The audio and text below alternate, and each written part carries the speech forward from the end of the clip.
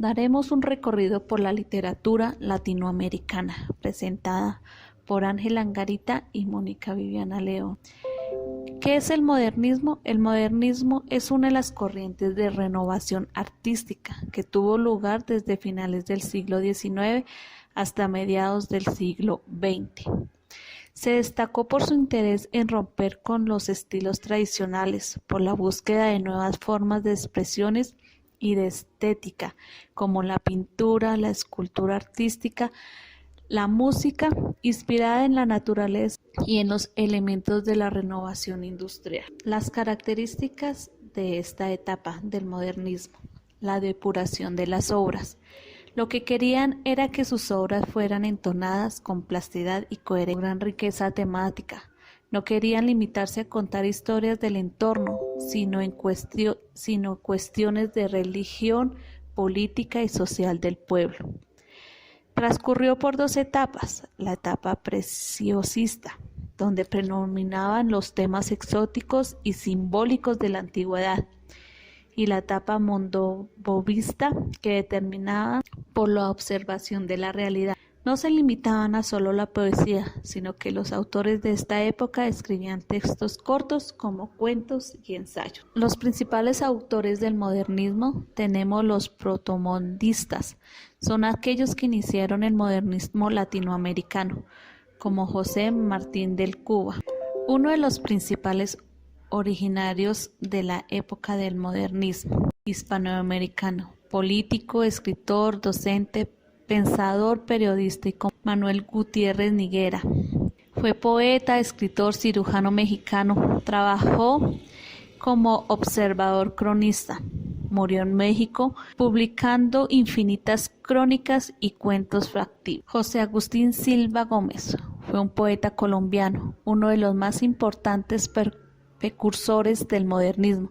Se consideraba que sus obras de mayor relevancia eran libros en verso. Julián del Casas fue un poeta cubano, uno de los máximos exponentes de la literatura modernista en España. Los autores modernistas fueron aquellos que, por su muerte prematura de los iniciadores de este movimiento literario, llevaron a un nivel alto el modernismo latinoamericano.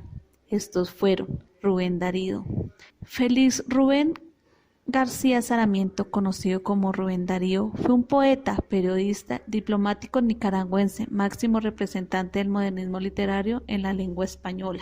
Leopoldo Antonio Lugones fue un escritor modernista. Fue a la vez narrador, poeta, periodista, historiador, bibliotecario, pedagogo, docente, traductor, filósofo, diplomático y político. Amado Nerón, poeta mexicano, fundador de la Revista Azul y la Revista Moderna, autor de más de 30 volúmenes de poesía, novela, cuento, crítica, ensayo, teatro y crónica. Ricardo Jaimes, nacido en Bolivia, se dedicó a la poesía, pero también fue historiador, docente, crítico y literario. Dirigió junto con Rubén Darío la Revista de América en 1999. Una de las principales obras que dieron a conocer el modernismo fue El Libro Azul, en 1888, escrito por Rubén. Seguimos con nuestro recorrido. Vamos con el vanguardismo latinoamericano. El vanguardismo latinoamericano fue un movimiento artístico y literario que se desarrolló a finales del siglo XIX y la primera mitad del siglo XX, como respuesta a los grandes cambios políticos, sociales que sucedieron en el continente americano producto a la Primera Guerra Mundial, 1914-1918. Las principales características del movimiento vanguardismo tenemos el creacionismo. Fue propuesto por el chileno Vicente durante su estadía en España en 1918. Como su nombre lo indica, deja de lado la concepción descrita de la literatura y se centra en la creación libre del artista, que innova y expresa ideas, conceptos y elementos nuevos. El creacionismo se le da a la poesía la posibilidad de alternar incluso los signos de puntuación. Uno de los autores tenemos a don Vicente, destacado por su obra El espejo de agua en 1916, por ser aquella en la que empezó a mostrar algunos rasgos del creacionalismo.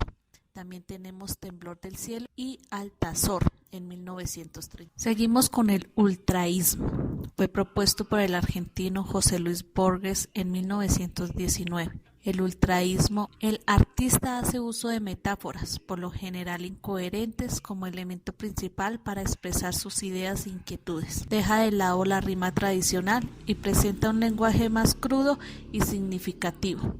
Introduce en el uso de palabras esdrújulas dentro de la narración. Nuestro autor es don Jorge Luis Borges. Es conocido el padre del ultraísmo en Latinoamérica y fue el primero en firmar un manifiesto ultraísta. Es conocido por sus obras de Buenos Aires en 1923 e Historial Universal de la Infamia en 1935 y en 1979 ganó el premio de Miguel Cervantes. Seguimos con el simplismo. Tuvo sus inicios en el Perú en 1925, de la mano del poeta Alberto Hidalgo. El simplismo buscaba representar las ideas del autor de la forma más sencilla y clara posible, persistiendo todo aquello que representa una barrera para la comprensión de la poesía.